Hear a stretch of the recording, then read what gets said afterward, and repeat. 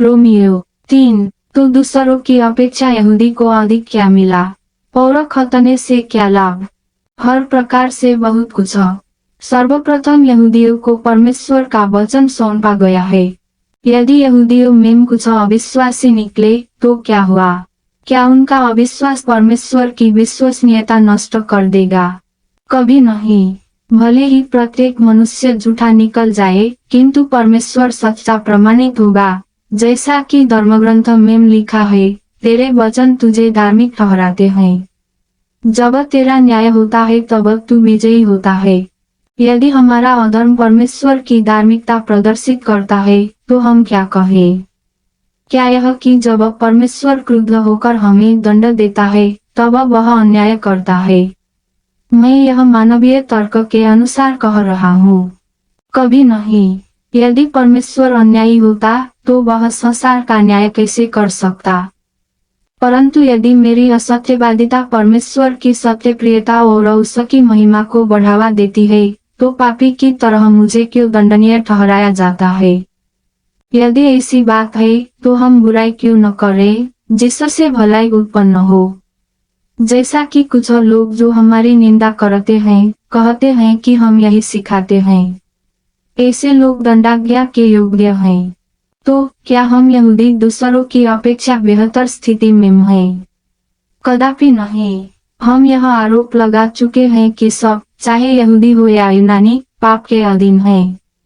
जैसा कि धर्मग्रंथ में लिखा है, कोई भी धार्मिक नहीं है, एक भी नहीं। कोई भी समझदार नहीं, परमेश्वर की खोज में लगा रहने वाला कोई नहीं। सब भटक गए, सब समान रूप से भ्रष्ट हो गए हैं। कोई भी भलाई नहीं करता, एक भी नहीं। उनका गला खुली हुई कब्र है, उनकी वाणी में छल कपट है और उनके होंठों के तले सांप का विष है। उनका मुंह अभिशाप और कटुता से भरा है। उनके पैर रक्तपात करने दौड़ते हैं। उनके मार्ग में विनाश है और विपत्ति। वे शांति का मार्ग नहीं जानते और उनकी आंखों में परमेश्वर का भय है ही नहीं। हम जानते हैं कि व्यवस्था जो कुछ कहती है, वह उन लोगों से कहती है जो व्यवस्था के अधीन हैं, जिससे प्रत्येक व्यक्ति का मुंह बंद हो जाए और परमेश्वर के सामने समस्त संसार दंड के योग्य माना जाए। क्योंकि व्यवस्था के कर्मकांड द्वारा कोई भी मनुष्य परमेश्वर के सामने धार्मिक नहीं ठहराया जाएगा। व्यवस्था केवल पाप का ज्ञान कराती है, परंतु परमेश्वर का मुक्ति विधान, जिसके विषय में मूसा की व्यवस्था और नबियों ने साक्षी दी थी, अब व्यवस्था से पृथक ही प्रकट किया गया है। परमेश्वर के इस विधान में मुक्ति यीशु मसीह में विश्वास करने से प्राप्त होती है और यह मुक्ति उन सब के लिए है जो विश्वास करते हैं। अब भेदभाव नहीं रहा, क्योंकि सब ने पाप किया और सब परमेश्वर की महिमा से वंचित हो गए हैं। परमेश्वर की कृपा से सब मुक्त में उस पाप मुक्ति के द्वारा धार्मिक ठहराए जाते हैं जो यीशु मसीह में प्राप्त होती है।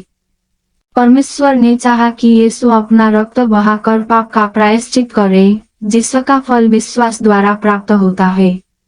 परमेश्वर ने इस प्रकार अपनी धार्मिकता का प्रमाण दिया, क्योंकि उसने अपनी सहनशीलता के अनुरूप पिछले युगों के पापों को अनदेखा कर दिया था।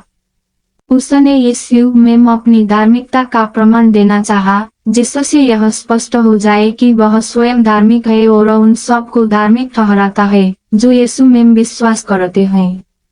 इसलिए किसी को अपने पर गर्व करने का अधिकार नहीं रहा। किस विधान के कारण यह अधिकार जाता रहा?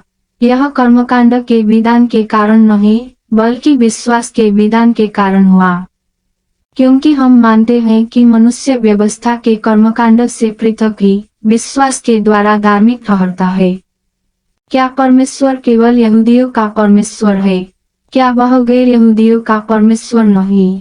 वह निश्चय ही गैर यहूदियों का भी परमेश्वर है, क्योंकि केवल एक ही परमेश्वर है जो खतना कराने वाले यहूदियों को उनके विश्वास के आधार पर धार्मिक ठहराएगा और उसी विश्वास द्वारा गैर यहूदियों को भी। तो क्या हम इस विश्वास द्वारा व्यवस्था को रद्द करते हैं? कदापि नहीं। हम व्यवस्था की पुष्टि करते हैं।